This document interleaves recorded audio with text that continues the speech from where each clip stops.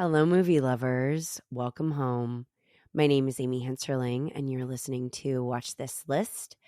This is an episode of comfort.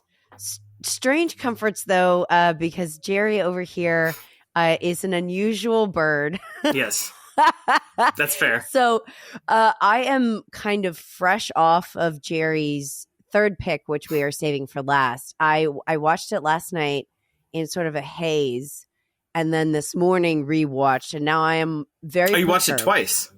I watched it twice. Okay. So I'm in a little bit of a weird state, to be honest with you.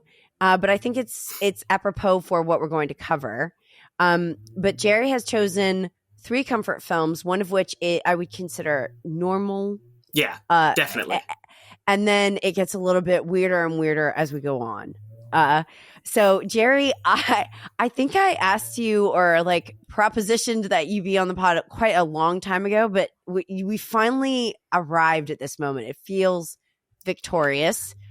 Yeah, Dan sent me, he forwarded me your invitation because we were talking. Dan Jensen. Yep. Yes.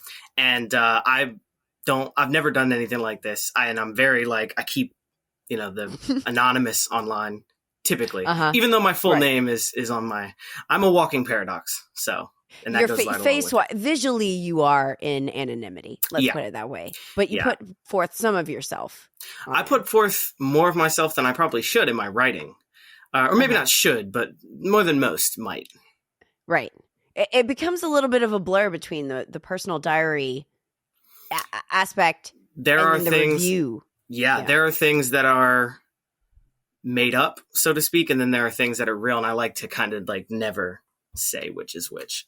And maybe I used to say sometimes this is I would comment. I'm one of those people who will comment on my own thing real quick. I know. Almost like a NB, but yeah, I don't know. People could just read it and whatever. They can determine whether it's true or not. It's fun. Okay, so you feel like there's an element of showmanship here. A little bit. Yeah, probably more than I'd like to admit. Subconsciously, I would say definitely. Consciously, no. Or a little bit. You are out there to be authentic and represent the truth, but then also there's an embellishment. I think anyone who writes as much on anywhere, whether they're writing novels or writing a blog, which is basically what Letterboxd is, I think that there's a little bit of them that's let me be a showman. Whether they want to admit it or not. Yeah. Okay, so you've been on there for a long time, and then you're also on Goodreads because you are trying to become, or this year you have. This year, although the last couple months I haven't read a single thing, which is embarrassing. But I read 30 plus books this year, and some of them were upwards of 1,000 pages. So I think I'm okay. You're proud. I am proud because my grandmother, she was a librarian and a English major and all that. And she always tried to beat reading into me, in a good way. That sounds bad. She always tried to just instill it in me, and it never took. But then I just found the joys of it. And now I'm again, apart from the last few months, I think I melted my brain with horror. Yeah. I melted my brain with October. That's why I didn't pick any horror films. If this was a traditional, it would have just been 3 scary movies from when I was a kid. Like Creepshow. Creepshow, probably Dawn of the Dead, and something Italian. Well, and we had talked about this earlier, and you were going to do RoboCop. You were thinking Dawn of the Dead. You were going to do a genre movie, but instead it's kind of veered into, and I think it's probably that freshness. You're just you're burnt out. Friends of Eddie Coyle is the one I've probably known the longest, and I guess we can start talking about that. Yeah, go ahead. So I found that movie off randomly.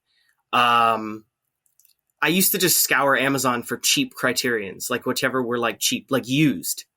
And that one was $10 used, and you're always taking a chance. But I bought it and didn't know anything about it. I don't even know if I knew who Robert Mitchum was. I was probably in my teens, 15, 16. Just really getting into movies. And then I got it and I watched it, and I was probably really stoned at the time. And it really just kind of sunk in, and it still holds up now that I'm not stoned all the time. Not stoned all the time. Yeah. This is The Friends of Eddie Coyle, directed by Peter Yates, 1973. It is a sort of a, what would you say? It's a laid back mobster sort of I would film. call it the antithesis to your typical Scarface, Goodfellas, Godfather at all. Godfather. Yeah. Yeah, because it's made by the guy who did Breaking Away. So it has a little bit of this lackadaisical, sort of leisurely pacing. Now, did he do the Hot Rock?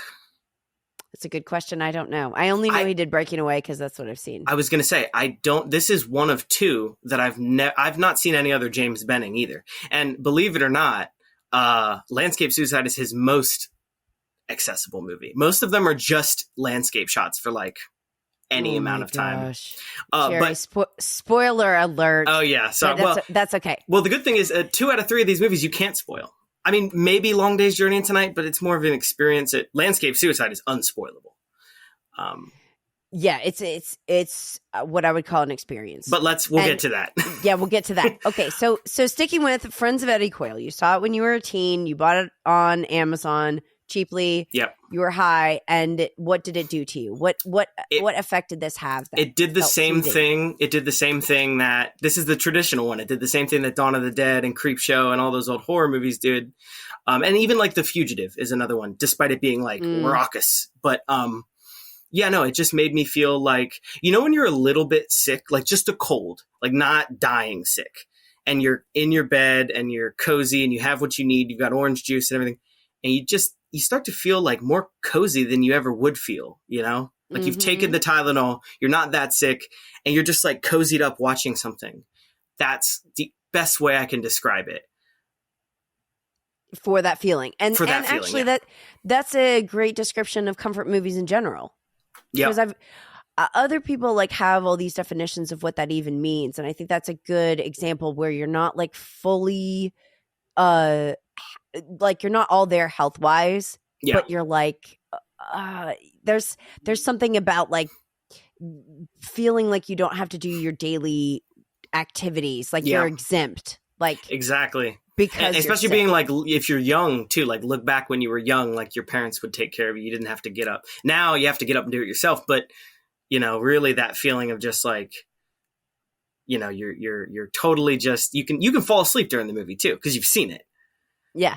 So it's like, it's just that total comforting thing. And also like the score, the setting, not necessarily so much Boston, but like the setting as in like, it's like autumn, winter thing. It's really cold. Everybody's wearing jackets.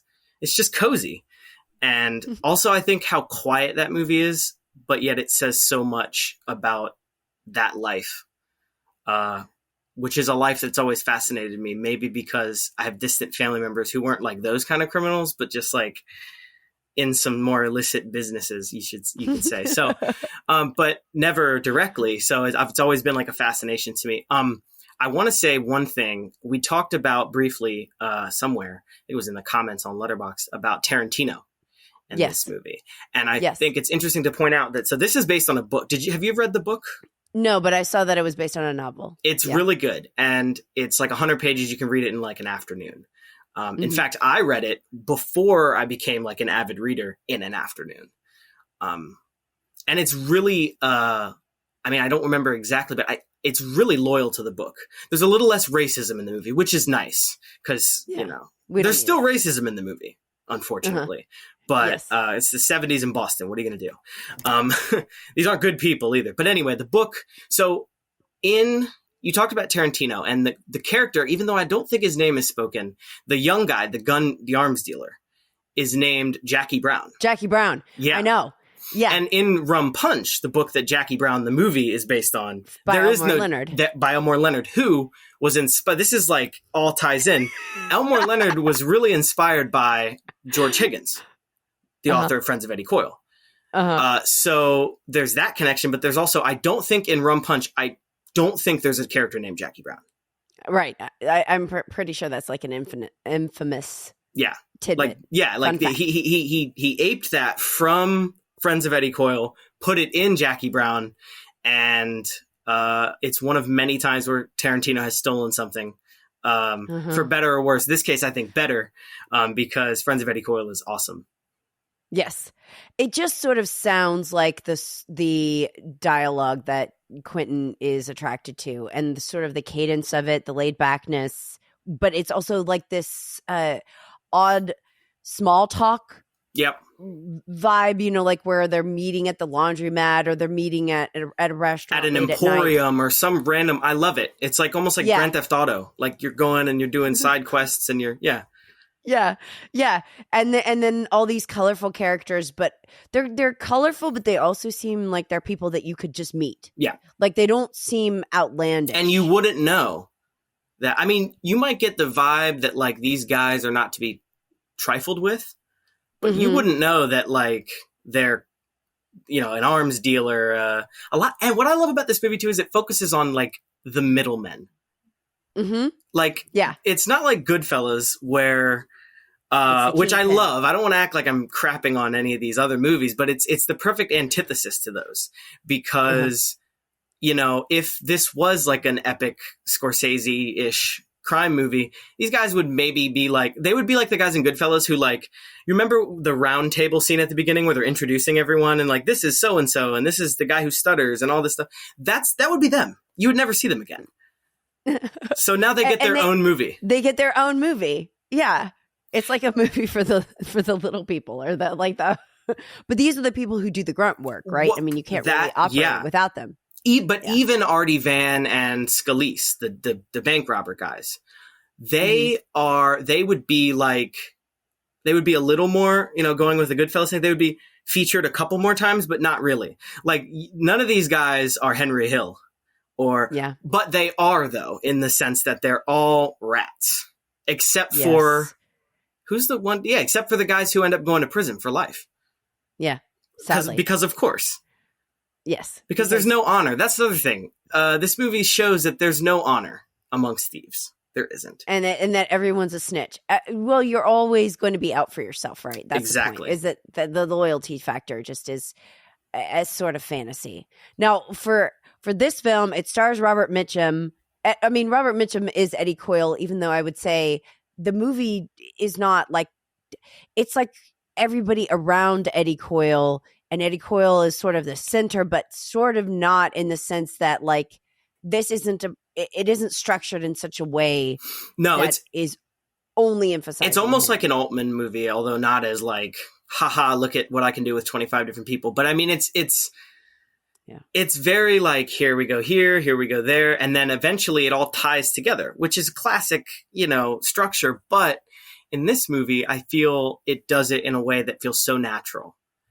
So like, and one thing I love about this movie too, is that it's a who's who of like, I know that guy. Mo Green. Yeah, exactly. And like, God, who else is in it? Peter Boyle is another one. Peter Boyle. Yes. I just watched Hardcore not too long ago, and he's an absolute, everyone's a piece of shit in Schrader, but he's a real, He's a real, but he is quite practical. Yes. Like, I love his character in Hardcore because he's like, listen, this is the way that it is, and you're going to have to, like, get your hands dirty, stop judging me. Yeah. He's like, you're no better than I am. Yeah, you're right. Yeah. In fact, I'm slight tangent. I'm watching Boardwalk Empire for the first time, and Michael Shannon's character. Yes. Oh my God. What's his name? Van something German. Yeah, Van something. Yeah. Oh my gosh. I've just finished the first season though, so I haven't seen where he goes. I won't spoil anything for you. I have a feeling his arc's going to be insane. It is, and I loved Boardwalk Empire. I'm sorry to get off on this tangent, but Jimmy is one of my favorite characters in any TV show that I've ever seen in my life. And the first couple of seasons of that show, I was just obsessed with it. Oh yeah, Michael Pitt. Allen. I always just knew Michael Pitt as like the guy in the Funny Games remake, which I don't like. Like, why did we do this? Why did Haneke do this? But Haneke. And then I saw Hannibal, and I was like, okay, this guy is not bad. And now I'm like, okay, Jimmy. Oh my God. I love him, even though my first exposure to him was The Dreamers. Do you know I haven't seen that. Isn't that Bertolucci? Oh my gosh. Yes, Jerry, that movie is so... It's something I should have watched a long time ago. I love The Conformist, but like Bertolucci, I don't know. Last Tango in Paris leaves it. I kind of just, I'm like, all right, The Conformist, that's it. I love The Conformist. You can't take that away from me. But other than that, but I'll watch The Dreamers. Yeah, I've heard it's good. Okay, now, does he speak English in that? Michael Pitt? I'm almost positive he does, even though, because Eva Green is in it and she speaks English. Okay, so that movie scarred me for life, though. I will never rewatch that. Yeah, well, I've heard so it's an Italian movie in France with Americans. Is it? I thought it was. I'm just going by who's in it, and I thought they spoke French in it. Maybe it's Italian. Maybe they do. I know Bertolucci's Italian. Yeah. Yeah, of course he is. So I'm completely full of it. I only remember that. I mean, I remember a couple of scenes. Okay. And I was way too young. And then when I saw Michael Pitt in Boardwalk, I was like, oh my gosh, it's that guy. With the, but he redeemed it with Jimmy's character. I also love, what's that guy's name? Stephen Graham, who is Al Capone. Oh, what a chameleon he is. It's so good. Like he's in The Irishman. Yeah, anyway. All right, back to Eddie Coyle. My favorite part about Eddie Coyle, other than the comfort aspect and like the dialogue, like I love like how just over it Mitchum's character is. He's just like he gets offered something and he's like, "Huh? You ever sold guns before?" Like he's so over it. And my favorite thing when he does like that is when later they meet at like a bowling alley or something. And he's like, I need those goddamn guns. And the guy's like, oh, well, get them. And he's like, no, I don't want any shit from you. I don't want it. And it's just, I'm so like, there's a part of me that's already reached that point in my life where I'm just like, listen, just no by the ways, just get me what I need, or just let's cut to the chase. And you're like in mid-20s and you're already like, I'm the age of the arms dealer guy. Yeah. Oh yeah, definitely. But you have the ending. Now, we can spoil. This is totally spoil, right? Like, go ahead. That ending is one of the greatest endings of all time. And it's a Rorschach test for people. Were you really paying attention? Because someone said it, like, I think someone talked about this in like a Criterion Closet video. I don't remember who it was, but they said the ending of Eddie Coyle, something to the effect of, if you weren't paying attention, the movie will end and you won't know what happened. Yes. And that's so true. But if you were paying attention, you'll be like, and then the motif of "Have a nice day." I love it. That was your entire review this last time. But my other review a long time ago, I showed this movie to my grandma and she liked it. But she was like, they curse too much and they don't even curse that much. I know. Anyway, it's a show don't tell type of movie. You fill in the pieces. God, and it's also go ahead. It's also got that 70s-ness about it too. I mean, that's part of the reason why they curse so much. Like every time I put on a movie with my parents that's from the 70s, my dad's like, "Oh, there's going to be a lot of cursing." Yeah. Even like All the President's Men, they just are in a different era. I'm watching that next month. So good. Yeah. No, my mom loves it. I love All the President's Men. Oh yeah, that is a comfort film for me. Like I'd turn that on right now. Just seeing like walking in and out of wherever my mother was watching it, I can tell it's a comfort film. It is. It's very soothing. Oddly, it's soothing to watch like people work, in my opinion. I love journalist movies where people are just like working the whole time. And it doesn't matter what they're working on. Like I don't love this movie, and it's not comforting subject matter wise, but like Spotlight. There's scenes in that movie where you're just like chilling with these people. I feel the same exact way about it. I just watching people like be very diligent and like passionate about something. They have no home life. Their relationships are in shambles, but like they're working really, really hard. Was it you called it like proficiency porn or something like that? Competency. Well, same. I always go for alliteration, so in my mind that was. But competency. That's perfect. There's still alliteration there. There's a P in competency. But I'm totally with you all the way. I'm excited to watch that. But Eddie Coyle is just, and then of course another scene I love is at the end, towards the end, when they're going to get I believe the third in the movie guy where, they have their MO where they go get the banker, they go get his family, they stay, and they're in the house and they've got those funky masks on and he goes, April Fool, motherfucker. Like, it's just so good. Another thing about this movie is I have a bone to pick with Ben Affleck. I hate Ben Affleck as it is. I'll just put that out there. Oh, a lot of people hate Ben Affleck. I hate Ben Affleck. Even Ben Affleck. Ben Affleck hates Ben Affleck. Have you ever seen a picture of him? Oh God. I think he's doing well. He's sober now. I hope so. I hate him, but I don't want him to be. No. Yeah. I mean, he's with J-Lo, you know. He's with J-Lo. Whatever. They get married in like a Las Vegas drive-through. Go ahead, though. With an Elvis impersonator. Yeah. Anyway. I love that we both know that and don't care about There's not much there's not much tender loving going on in that relationship, I would think, despite the Elvis impersonator that was probably... Okay, but he's a good director, though, Jerry. You have to admit, but I don't like The Town because I saw The Town. The Town is fine. The Town ripped Gone this Baby whole Gone movie is off. really good. Yeah, Gone Baby Gone is good. Okay, The Town ripped this whole movie off. Okay, go ahead. The Town ripped this whole movie off. Like intentionally? Do you think intentionally? Oh yeah, it's Boston. So okay, I'll give you two examples. The masks that they wear in The Town. Think about the nun masks with the face. It's the same thing as the first masks they were in this movie. I mean, they're not nuns, but like the weird like thing that it does to their face. And then when they walk the guy, you know, he says, "Get out of the car and walk." There's that same thing in The Town. Okay, it also reminds me of the Soderbergh. Ocean's One False Move. Oh, One False Move. That's not. Is that Soderbergh? Mm-hmm. Is that the one with Billy Bob Thornton? No. What am I thinking? Are you talking about? Wait a second. No, One False Move it just came out like fairly recently. I haven't seen that. Okay, well, it's a Soderbergh and they go in a house and they have masks on and. Okay, yeah, I haven't seen that one yet. That reminded me of Eddie Coyle.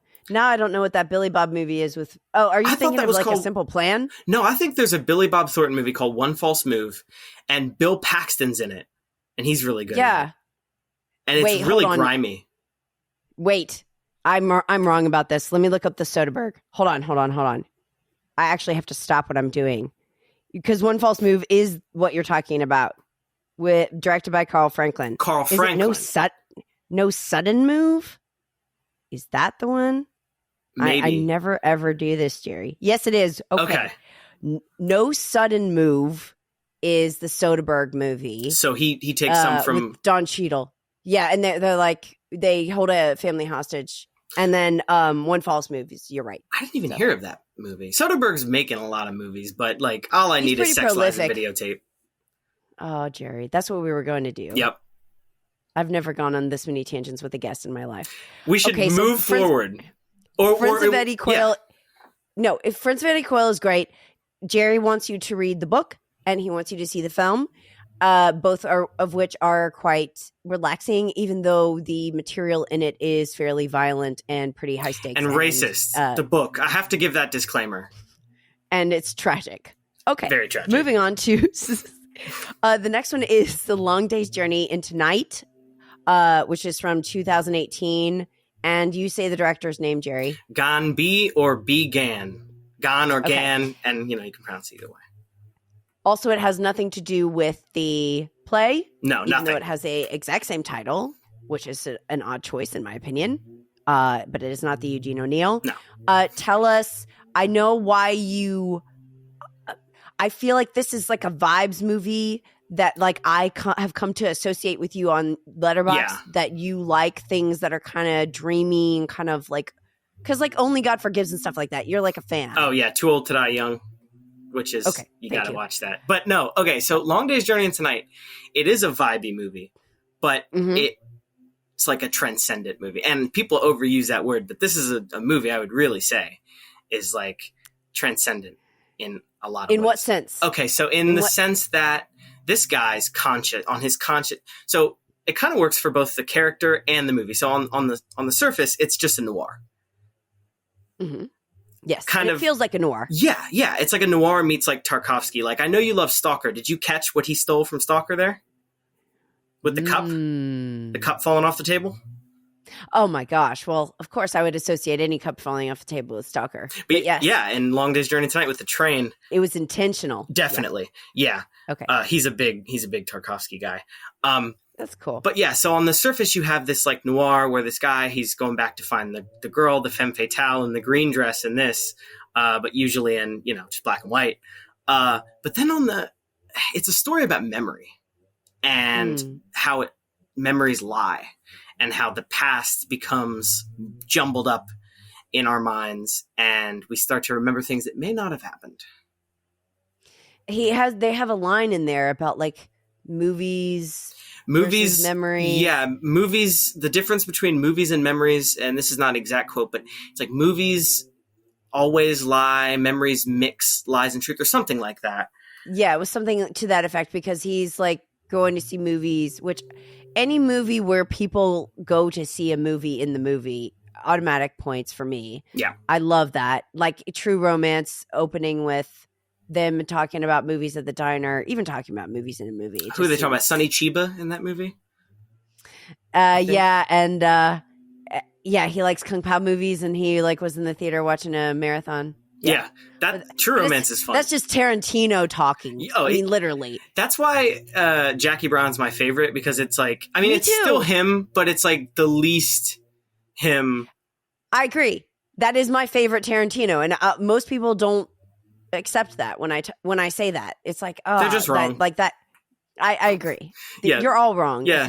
If you think anything else, No. especially if it's like, oh, Pulp Fiction. Okay, Pulp Fiction it's good. It's great. It's very good. But the problem is, I don't need to hear Tarantino dropping N-bombs out of his mouth just to be like funny. Like, I get that he grew up around black folks and that was the environment that he lived. But come on. It's a little cringe now. I put that movie on, and when the Jimmy scene comes, I'm just like, all right, we get it. No, but I mean, it is very cool. I just think Jackie Brown is so like, I love every single character, and like every single character in Jackie Brown could have their own movie, and I would watch that movie. Yeah, that's how I feel about it. That movie introduced me to Robert Forster. Oh yeah, who Jetta loves. Oh my gosh, if we talk about Robert Forster, I have to mention her. But yes, he is.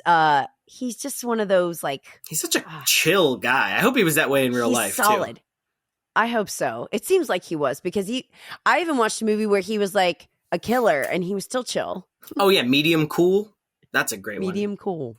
No, he's not a killer in that. No. Which one were you talking about? The one that Jetta made me watch. Oh my gosh, she's gonna kill me. Oh, it's like a road trip film. I can't remember the title right now. I'll have to watch this because I love him. Okay, yeah, it's American. She's gonna kill me. I'll look this up as well. Okay, but it is really good, and he still is that sort of solid character. But he's been in like a million movies. Twin Peaks. That's for me. The Return. Yeah. And then he's in Mulholland Drive too for like 2 seconds.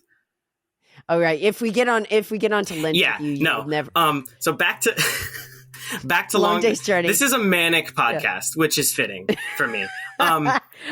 Meanwhile, I'm going to look up this film. Yeah. So with Long Day's Journey, what I was saying before is if I can catch this thread, it's a movie about memory and the past and dreams, and these are all my favorite things. And I love this movie because I love that they used. It's such a cliched vessel. It's the woman who got away. And that is not something I have, but I do have a very deep connection to memories and the past, specifically how they influence your subconscious and also how they start to fade with time. And time, chugs on whether we come or not. It also really reminded me of Cowboy Bebop in that sense. I haven't seen that, which is so shameful. It is shameful. It's anime, right? That is. Yeah, but it is the best anime. I need to see that and the Samurai Champloo because I like the guy who did the music. Samurai. Well, it's the same guy. Mm-hmm. And that's just like Spike.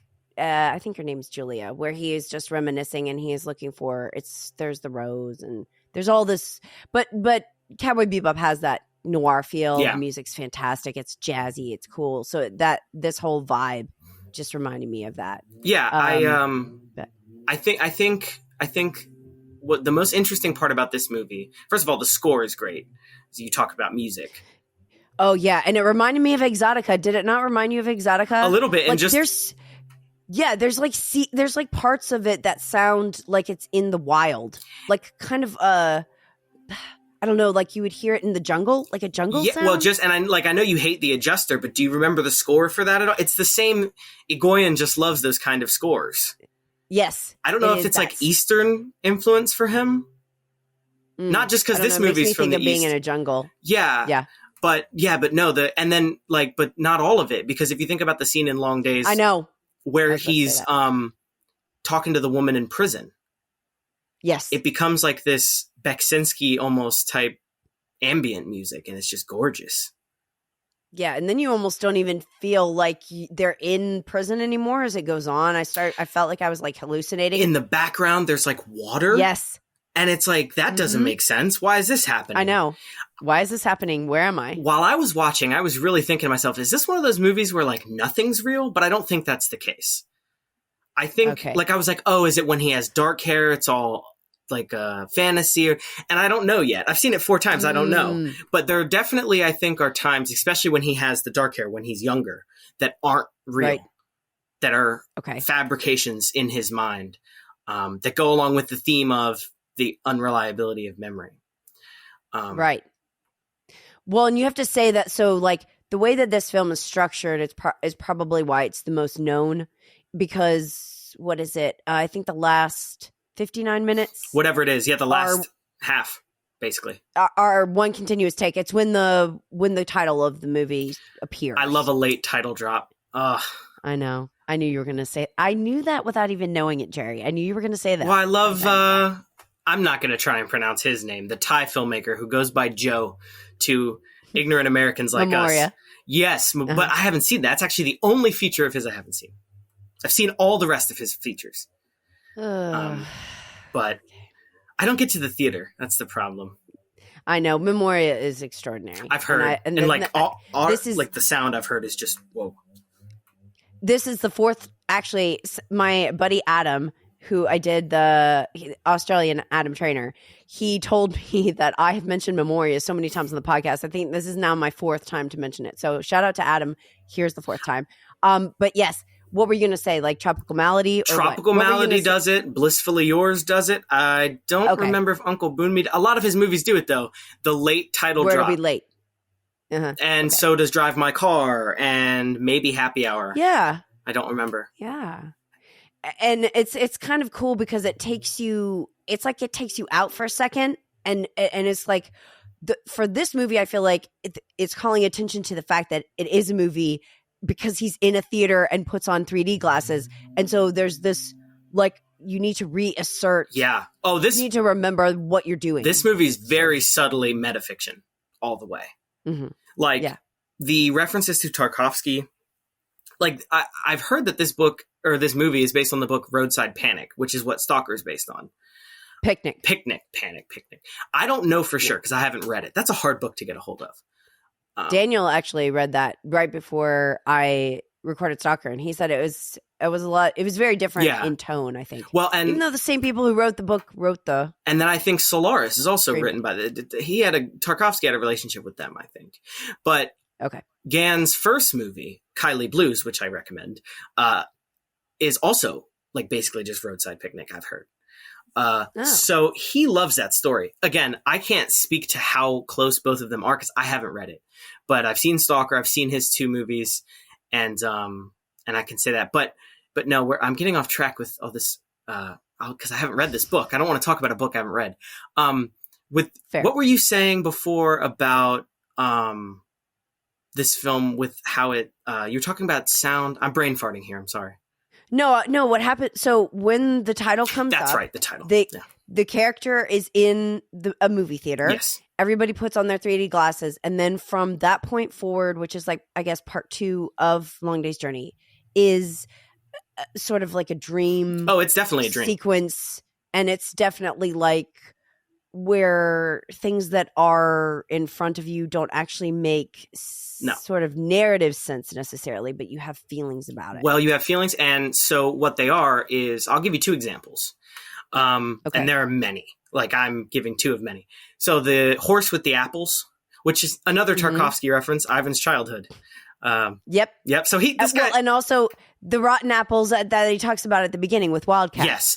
And the more interesting one, which I almost think is Kubrickian in a way, is do you remember where he goes to see, I believe it's Sylvia Chang is the actress, a very famous actress. She plays Wildcat's mother. Mm-hmm. And she's dancing to Venga Boys, which I am obsessed with, that scene where she's playing DDR. And I love that. That's like perfect use of music. He was in like a techno phase when he made this movie, because there's like other like East Asian techno songs in the movie. But so that character, that actress, she pops up in the dream. And if you remember, she tells a story about how, or no, he tells a story to her in the first half about how his mother would have a torch to get bees, to get honey. And if she couldn't get it, that's the segue into the great apple scene, which we'll talk about. It's my favorite scene. Right. Right. Later in the dream sequence, she has the torch and she's going to meet some man, and it doesn't really make sense, but she's more of his mother in the dream. And except she has the red hair because she says she's going to dye her hair red. But if you look at the gate that she's standing in between her and the guy, it's honeycomb shaped. They're all honeycombs. So it's her with the torch with the bees. It's just really, the detail is... You're like reminding... I feel like we're talking about Mulholland Drive right now. Like, there's some of that in there, yeah. Where it's like you could just like sit here and dissect, because obviously there's a shift in that film. Yeah. And then... when we go into the blue box. Yeah. Yes. Took me like 3 times. Go ahead.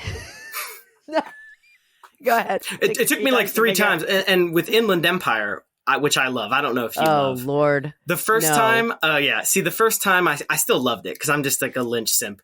But the second time, I was like, oh my God, it actually makes sense. I never thought it would make sense, but it makes sense. Like... Jerry, the things that make sense to you do not make sense to the general populace. Okay, I'm going to say, because Inland Empire is one of like the most, well, maybe one of us is the outlier here. Actually, I don't know which one it is, because I was like, this movie is only like, that's like nightmare logic level of like you hang on to what resonates with you, but otherwise it's just kind of gibberish. No, you're or like an Alice in Wonderland. I would say I am the outlier. I mean, I'm not the only one, of course, but people, whether you love this movie or hate this movie, like most people who love it say, people love it and hate it for the same reason. People who love it and hate it both say, I don't get it, but either I love it or I don't get it and it's stupid and it's nonsense and I hate it and it looks like crap, which I disagree with. Yeah.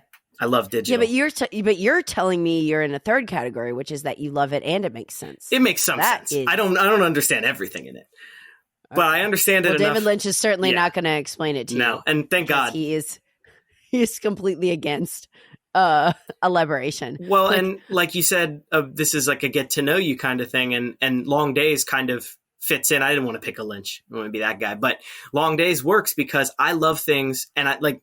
It's one of my favorite things when I read. I love not understanding because that means that I have something to learn. Right. And that's like, but you don't want it to be meaningless though. You are always looking for meaning. Yeah. But if there's absolutely no meaning, it becomes much harder to be profound or resonate with me. It has happened. I can't think of examples off the top of my head. Maybe like Stan Brakhage, like, his movies really don't have... He's a guy... You thought I tortured you with Landscape. Ugh. Be glad I didn't pick Dog Star Man. Which is silent and 75 minutes long. I don't know that his movies have... some of his... I don't know most of his movies have meaning. I mean, like, a lot of his stuff is like him hand painting on frames of film. Like, on film. He just paints on them and rolls it. Like, but you know, and I do love Stan Brakhage. Gotta be in the right mood, but that's what I would say. Maybe there's no meaning there, but yet it still resonates in some way. And I mean, I have people on Letterboxd who really go way out there with stuff. And at a certain point, even I'm like, okay, I can't go that far with you, man. Yeah. Yeah. Yeah. That's why I feel like I'm fairly vanilla in comparison to the average watcher, because there's so much that I would draw the line at, just because I'm both squeamish and I'm like hungry for dialogue. So, and a lot of things are not chatty. No. Like a lot of when you get into like experimental stuff, or you get into that, what you're describing, especially vibes movies, like even like something like Fallen Angels, it's hard for me to have an in when the story is not. Yeah. No, I understand that. Directed. if you're narrative driven, see, I'm kind of, like I said, a paradox. Like I love, like, Heat is one of my favorite movies. Anything by Michael Mann, pretty much. But then at the same time, I love Landscape Suicide. So it's like I have to be in the right mood for either. All right, we're going to go off to that one. Okay, so the first one's Friends of Eddie Coyle, which is very different from Long Day's Journey, which is a little bit, I would say, Lynchian, is what I thought. A little bit, and well, just this sort of catharsis. Well, yeah. It's cool. It's hot people smoking. Of course, one of my favorite genres. Me too. I was just talking about this with AJ, and I was like, he loves that too, where it's just like Cemetery Man to me is like, that is peak. I like that movie a lot. I like it so much, and I love when he does it when he first meets that chick, and he's in his car and rolls down the window, and then see. So that's a win on this film. Okay, but then your last one, which I rewatched this morning, which is one of the most unique experiences I've ever had, is Landscape Suicide, which is directed by James Benning from '86. Yeah. This is a movie that you characterize as unspoilable, but I think it's also very, very difficult to describe. Even though you can't spoil it, but like try to talk about what it is as closely as to how you would describe your interpretation of it. So I'll go on the surface, then I'll go, that's how I like to do it. On the surface, I would say it's like what's the word I'm looking for? What do they do with, like, true crime, it's like a desensationalized look at two true crime stories. One is not well known. It's Bernadette Prady, I believe her name is. She stabbed a classmate. She was a bit of Prady was a bit of a loner, weirdo type. The classmate was your typical, big-haired 80s cheerleader. And she just stabbed her to death one night. And it was unprompted and tragic. And they did a Rolling Stone article on it. And that's how people don't know it nowadays. That was in the 80s. Right. And then you have but it was a pretty big deal at the time. Was it? I would assume, because it got in Rolling Stone. But yeah, I think that was like a wave of, like, children or like, it probably went along with, like, the Satanic Panic and all that stuff. I would assume that kind of thing. And then you have the second one, which is much more well known. Ed Gein, who was a real fine fellow. No, not really. He was a sick puppy. Yeah, and I read about him quite a bit this morning, which is not pleasant. Oh God, I'm sorry you had to start your day with that. I know. Thanks, Jerry. He was the inspiration for Psycho, for Norman Bates, the novel and the film. Yep. He was the inspiration for Leatherface and for the Buffalo Bill in Silence of the Lambs, as well as a bunch of other stuff. House of a Thousand Corpses, and it gets looser and looser as it goes. I know. I think it's it's mainly those three is what I read, and then but I think the main similarity there is all the, like, the taxidermy or the skin parts and the stuff that he did post-mortem is more what he's known for than being just like a straight up serial killer type of and also, like, it's weird to compare him to, well, I guess it works, but he was like a dunce. Like, he was I don't even want to call him a dunce, because actually who knows what, he could have been diagnosed with something nowadays, so I don't even want to call him that. Well, he was with schizophrenia. Well, no, but I mean, like, he might have had, like, a learning like, he might have been something like that along those lines, so I don't even want to call him anything, because, it's the 50s in Wisconsin. Who knows what, apart from psychopathy and schizophrenia, who knows what he had? Lots of trauma, we do know. A lot of problems with his mother, too, obviously, why Norman was, I mean, he literally, like, was trying to make a bodysuit of his mother so that he could get in her skin. Did you read the transcript from Landscape Suicide that they freeze on? Yes. Okay. Yeah. Thank you, Jerry. So Jerry calling this a comfort film is somewhat disconcerting. So Jerry, what is your defense or explanation of why you find this comforting? You have to also mention the tennis scene that it opens with, and then just tell us how this movie feels, because basically it's in the structure of like a documentary and sort of an Errol Morris type of definitely. way. It reminded me of like Thin Blue The Line, recreations, the recreations and the sort of sensual. Oh my gosh! Well, it's desensationalized, sensationalist. Really. Well, it's decent since I can't say the word. I know what you're talking about. He's taking away from it, but then also dramatizing it. He is dramatizing it. I mean, just it's the nature of the beast. So sensationalizing. Yeah, that's a fun one. How can I? I won't try and defend the serial killer aspect. It's weird part. But that's not why it's a comfort film. It just happens to be about those things. What makes it a comfort film for me is the aesthetic. So outside of those two, I don't know how long they are. Let's just say 20-minute chunks, the big chunks of the recreations of the interviews. It's mostly just landscape shots, hence the title. And it reminds me a lot, especially the first half, of early Hanukkah or Haneke, however you want to say it. Specifically the sort of formal sterility, is that a word? Sterileness of it, and the austerity. Like how it's just presenting, and we don't really know why at first. We don't know why we're seeing this Citgo gas station or this school or these power lines. There's a few frames in this movie that are burned into my brain. The power lines are one of them. Do you remember it's like the big shot, you can see the power lines and the sky is like almost uncannily blue. My girlfriend always talks about how a blue sky like that unsettles her, which I don't feel, but it's very interesting. But I can understand it because it's almost like a painting. Like you're looking up with a blue sky with clouds and it's just so clear. And I think maybe Benning but this is a movie where I can't say for sure whether he's doing what I think he's doing, but what I think he's doing is showing the environments of these people. The first one is like suburban California, like upscale. Like a lot of the Golden State Warriors live in this area now. Like it's even the median income, I think in the 80s was $97,000, the median.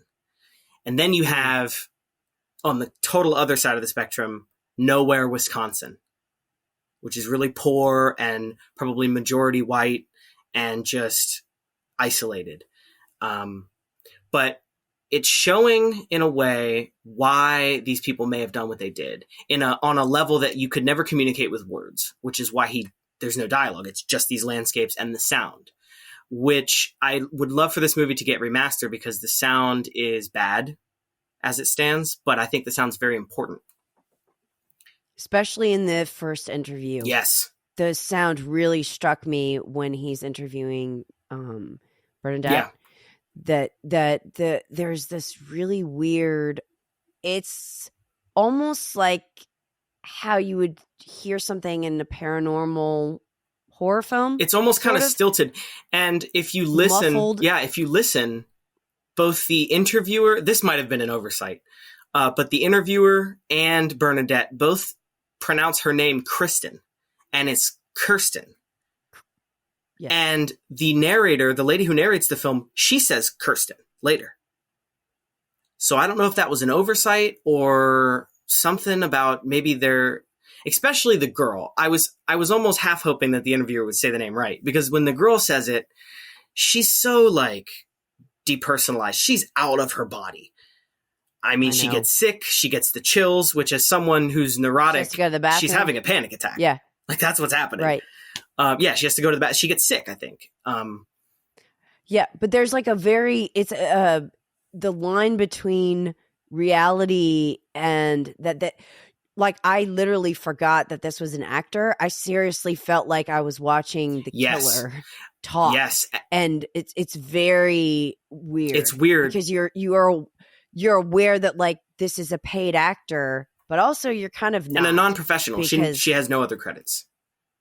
Yeah, but it's really, really unsettling. It is. And with Geen, especially like for anyone who like has an inkling of that Americans are weird. They're like obsessed with serial killers. And he's kind of iconic in a way, or infamous.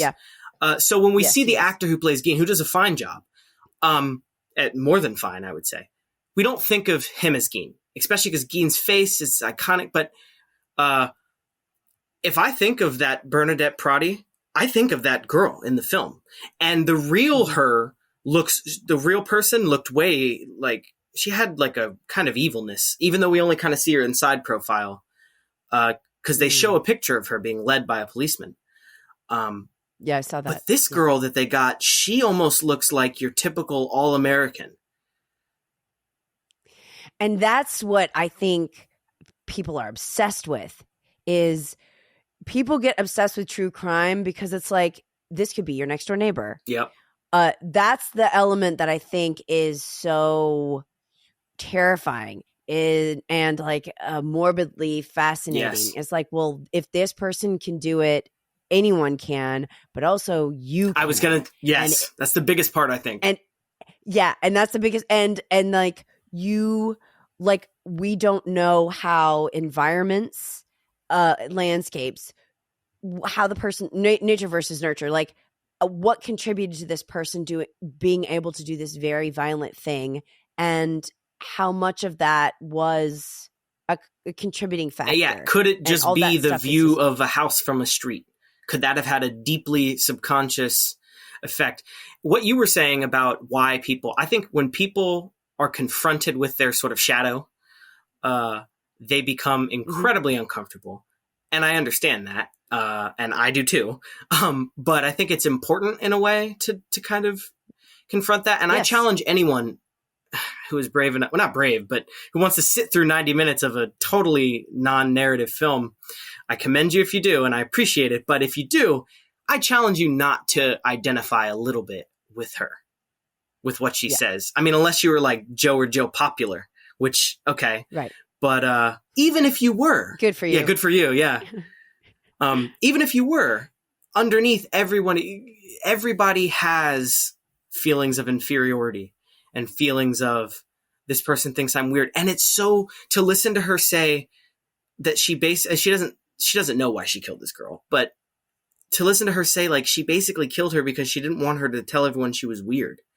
Think of the fear that would motivate, that would have to be so strong that you would murder someone.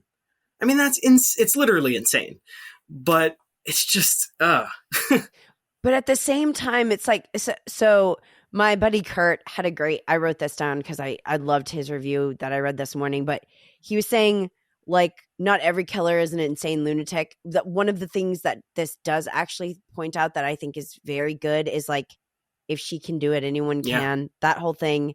And then also that, like, the way that she describes it is like, she doesn't remember. It didn't seem real. Yeah. The reason she was able to go back to school is because she was able to block it out. And I wonder, like, not to this extent, obviously, but it made me think, like, how many bad things or ways that we hurt others do we do because we are able to sort of switch that, like, shut that down. Like, no, I'm not even just like rationalization, but just like cut it off and don't let yourself think about it, or don't let yourself dwell. Yeah. I don't know enough about her psychological profile. I don't know how much is out there, but I would say that it's either one of two things. Either she's a sociopath and she was just bullshitting, for lack of a better word, or she was completely depersonalized, but the other word I'm trying to think, when you're dissociating. She was completely out of herself. And this fear drove her, fight or flight, drove her so far that it, like, ticked something in her brain, and she was gone for however long it took to kill this girl and go home. And who knows how long. She may have been gone during the interview, or at least not there to the extent that she would have been a year before the crime. But I don't want to get too hung up on the serial killer thing, because the movie, there's two scenes in particular that almost make me cry. Not like weep, but like are just so profound, especially the one in the first half. So the structure of this movie is almost like a warped mirror. If you look at the structure of the first and the second, they're not identical, but there's the religious rambling in the car on both. There's the landscape shots before and after. There's the gutting of the deer at the end, and the tennis scene at the beginning, which I'll go back to because I know you wanted me to talk about that. And then there are these two scenes that incorporate music. The first scene incorporates memory. And then the second one, I don't know who sings the version of Tennessee Waltz, the old country western song. The version with, or the scene with memory is so strikingly profound to me because I interpret that as Kirsten Costas or whatever her name is. To me, that's her. That's this girl who was murdered. You know, she's conventionally pretty. She's got the big hair. She's wearing clothes that a poor person wouldn't have. She's in a nice room. She's got a phone in her room. In the 80s, that meant you had some money. And yet we don't hear anything she's saying. We don't need to because it doesn't matter. It matters what she's doing. She's chatting. She's laughing. And all the while, I don't know if it's diegetic or not, if her record player is playing this song. But it's, or we're just hearing it. Yeah, but it's said that at her funeral, it was played. So I assume that either she liked the song or that was what "See You Again" is now. It's just played it. It's like the stock funeral song. You know, the Fast and Furious song that plays at like every funeral now. If you, Charlie Puth. Yeah. And, oh God. Yeah. I hate that song. Not just because it played at funerals. Yeah. Anyway. Paul Walker died. Yeah. And then and just the lyrics. And anyway, but either memory was that I wasn't alive or it's specific to her. But whatever the case, that scene just makes I almost get the chills and tear up a little bit because we're looking, in my mind, how I interpret it is we're looking at that girl, the girl who was killed before she obviously was killed.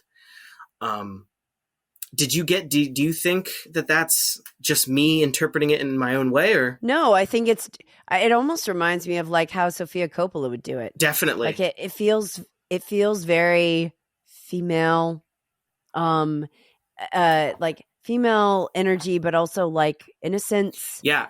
In a way, or like just like that cheerleader, but not like a wholesomeness still intact where the person's still young enough to where they haven't like veered off and they're happy just talking to a girlfriend over the phone. It feels very and how it ends with her in a fit of laughter. It's incredibly kind of chilling. Yeah. Though. I don't know why. Yeah. I think the main reason I picked this is because I just like to talk about it. I know. I was like, Jerry just wants everybody to watch this. It's like, it's like, oh, well, yeah, it's comforting, but also I could understand the comfort part in terms of it's like, it does unfold at a very, it's not in your face. It's not like, oh, and the interview in the first half too, where it keeps cutting, kind of felt like blinking. Yeah. And I liked that about it. Like he didn't need to do that because this isn't real footage, but it does give it that authentic sort of feel where it just feels like. And I've read that, and I don't know if this is true. There's not that much out there about this movie, but I've read somewhere that both interviews are from transcripts. They're word perfect. Yeah, I would assume that he would do that. That Benny. It goes with the sort of desensationalizing, and there could be an argument for this movie being sensational, but that's kind of the nature of the beast. It's an interesting paradox there to work through. That's why I always think of Morris, who I read, or Errol Morris and Herzog were going to make a movie about Ed. Oh my God! And they were going to like dig up his mother. Of course they were. Herzog. Yeah, I love Herzog. And then they abandoned the project. Yeah. Probably for the best. Morris had actually met with him multiple times and interviewed him. But it gets like your review, it was excellent in terms of you saying like talking about America, talking about rural America, but also like suburban America. What do we say? What does it say about us as both a culture, but then also like our capacity for evil, which I like the balance there between the two things that I feel like he's highlighting because it's asking two different things, but like sort of unflinchingly where you can't just ignore it. And you're looking at sites where people died. And like we just drive around all the time and think like we're just on our route to the grocery store or whatever. We don't know what terrible things have We're happened in the spaces yeah, we're around us. solipsists by nature. I mean, we exist as we, and it makes sense. It's a lot to balance, especially someone like me. I'm a neurotic. I have trouble going to the grocery store sometimes, depending on the day. So, Yeah. God forbid, I've got to think about all this other crap. I've got to remember what I need to get. I've got to not have a breakdown when I'm around 50 people. Thankfully, I live in a somewhat rural area, so it's not that bad. But like my girlfriend lives near DC, and when I go to see her, it's like there's a lot of people. I mean, I remember not too long ago, I went to an airport to pick up my cousin for a family vacation. And I had never been in an airport before because and walking in there, it was claustrophobic, yet, we walked into the international port, which is huge. I don't know how I felt claustrophobic in a huge area. In an open space. It was such a paradox. It's my favorite thing to talk about. And I was just and I remember I put my feet up and put my hands on my chest and just listened to silly, I don't know, some comedian or something. And I felt better eventually, but I was just like, oh my God, this is unsettling. You're reminding me also of The Vanishing, where it's a terrible thing happens movie at a gas station. I do too. And that's also the sort of the normal ambiance where you could go somewhere that is just normally a stopping point for most people. It's very ordinary, and then something happens. Structurally, I think that movie is masterful. How it unfolds. I know. It is so good. And the end. Especially the end. Yeah. I was going to say, talk about a stomach churner. Is there a drop of blood in that movie? I don't think so. No, and there's actually, I don't think we see any violence committed whatsoever. Do we? He might if I'm remembering, chloroform somebody and put him in a trunk, which is violent. Right. But other than that, no. Yeah. There's not a drop of blood in that movie. And it's very similar to this in the sense that it's here's an ordinary person. And that is, I don't know if there's anything scarier, especially in our culture now, where you being around normal people, you could not know them. And the mass shooter thing, who's right. Nuts, who's going to walk into a Walgreens and just start, it's Or what do you really know about anybody? No, and this will be a good thing to talk about during Sex, Lies, and Videotape. In that realm, those murky waters. But Jerry, what you talked about, what led us to what we were just saying is what I think the opening encapsulates so well, to where we see a woman serving, I think tennis, I think it's a flat serve, just a regular, she's just serving the tennis ball over and over and over again. And if you watch, they use the cuts again. He uses the cuts, same kind that he uses in the Prodi interview. Does he use them in the Geen interview as much? I don't think so. Not as much, not nearly. And I don't know why. That's something on my fifth watch. I'll have to try and figure that out. But, and it seems like she could just be serving over and over, and it's just the same shot. It's the same two serves, but it's not, because if you watch the balls, they're going down. And then he cuts. I don't know if it's a harder cut than the others, but it feels like it's a harder cut to the other side of the court. And all these tennis balls are there, and we see a couple more add to the pile, and then it just hangs on that, and she stops serving. Right.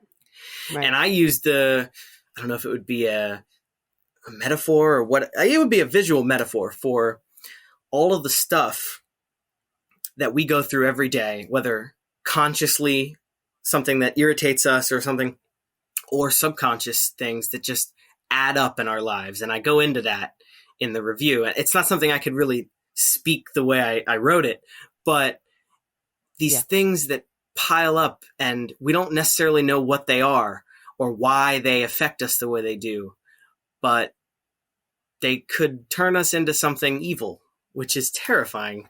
And I'm again regretting picking this as a comfort movie. I know, Jerry.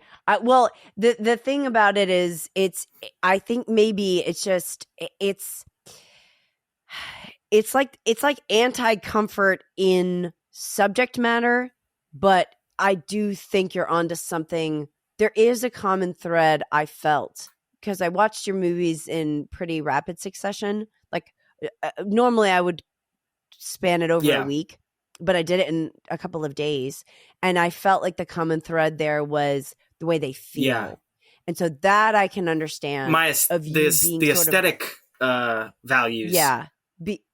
Being lulled or like spellbound almost in a way, but all of them have pretty like serious. Yeah. I mean, Long Days, I would say, is the least visceral, perhaps. Right. Right. Despite Long Days, I mean, none of them really have upsetting, like we don't need any trigger warnings for this episode for anyone, but right. Long Days, I mean, he grabs a girl by the hair. The guy is basically holding her against her will. It's not really, but that's the most that, but yet all of these films are very like dark in a way. But at the same time, Long Days is like catharsis, pure catharsis for me. Like I find, and like, I'm glad you brought it back up because I didn't mention the very end, and I wanted to make note of the very end. I believe, and I'd love to get your take, when that sparkler burns out and it cuts to black, it's like the end of The Sopranos, except Sopranos, he gets killed. But in this movie, he wakes up. That's what I think. I think he wakes up in the movie theater in a daze and goes about his futile search of this woman who he didn't know really. It's the whole thing of like, some people hate that trope where it was all a dream, me, myself included, because it seems like a cop out. But in this instance, I feel like we were set up properly to where someone saying it was all a dream is not just an annoying contrivance. No. Like this is actually we probably were aware that it was going to be, or at least that it was going to be a movie, but it wasn't really, really, really happening.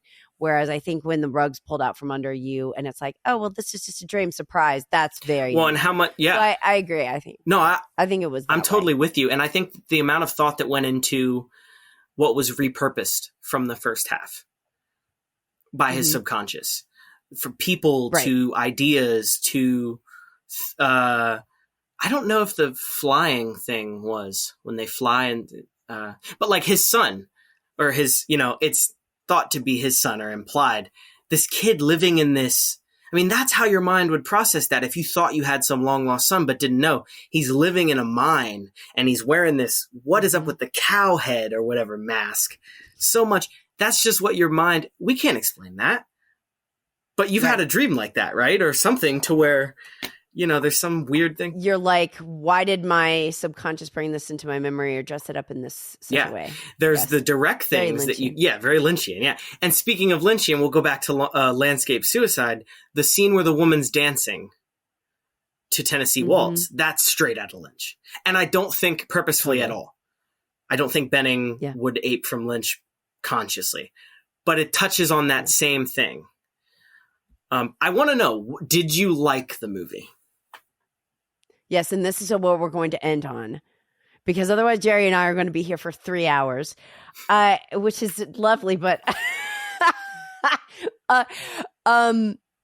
Jerry, did I like Landscape Suicide? I would say that it is an experience that everyone should have who cares about films. I agree. Who is serious.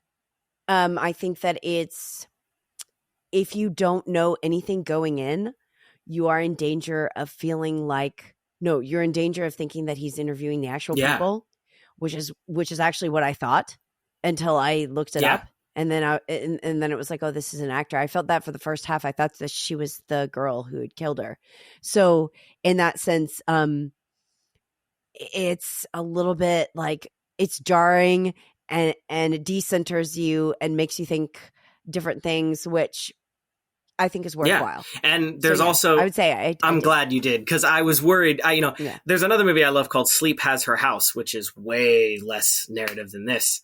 I actually I don't know him, but I've chatted with the guy who made that. He's a really cool guy. Scott Barley is his name. Oh, cool. Yeah. Awesome. He's great. And I would recommend that only because it's great. And I think it should be seen, but there's not a word of dialogue. I'm going to pay one of you, whoever's listening to this right now, to write down every single movie title that Jerry and I have mentioned in this episode. I'm pretty sure that was a record. That'll be Jerry. A CVS receipt length list. Of all the movies that we love. It has been an absolute pleasure. Just to recap, everybody, Friends of Eddie Coyle, Long Day's Journey into Night, Landscape Suicide, Make Jerry Happy. Watch them, please. We want to see those reviews. Yes. Watch them, please. And see you at the movies.